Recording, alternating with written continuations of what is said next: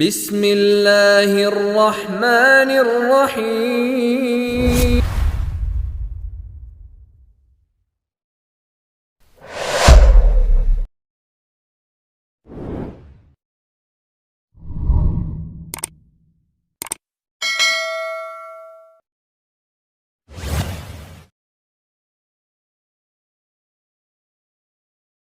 بیننده بعدی ما پرسیدند و گفتند که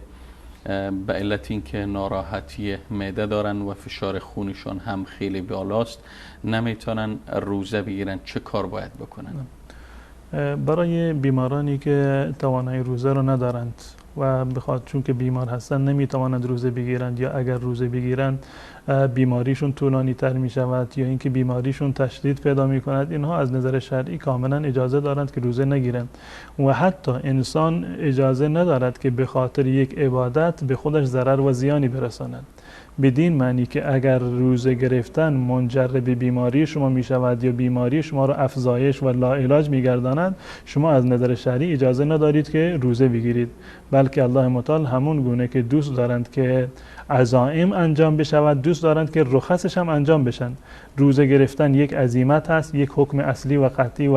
در واقع 100% هست، اما در کنار این الله متعال رخصتی رو قرار داده، یعنی اجازه داده برای کسانی که عذر دارند میتوانند که روزه نگیرند. همان گونه که الله متعال دوست دارد که بر عزیمت عمل بشود، بر حکم اصلی و فرض عمل بشود، به همین گونه الله متعال دوست دارد که بر رخصت های الله متعال و بر استثناهایی که الله متعال قرار داده باید عمل بشود. کسی که نمیتواند روزه بگیرد، یعنی این که روزه بر ایشان فرض نیست، اگر بعد از رمضان میتواند قضا بیاورد، حکمش این است که بعد از رمضان به تعداد روزه هایی رو که نگرفته دوباره روزه بگیرد. اما اگر بیماریش مزمن هست و استمرار دارد، حکمش این است که به جای هر روزی به یک فقیری غذا بدن، فدیه بدن و فدیه هر روزی 1.5 کیلو یا همون نصف صاع از غذا هست. این غذا چه گندم باشد، جو باشد، ذرت، برنج یا موارد دیگری که مردم از آن استفاده میکنند. نصف صاع یعنی معادل 1.5 کیلوگرم خود این اقلام غذایی رو بدهد، یا اینکه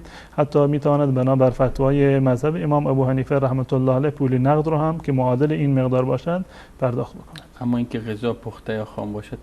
تفاوتی نداره، چه خام باشد تقسیم بکند یا اینکه بپزد اینو خودش به فقرا بدهد یا فقرا رو دعوت بکند در خونه خودش، تفاوتی نداره.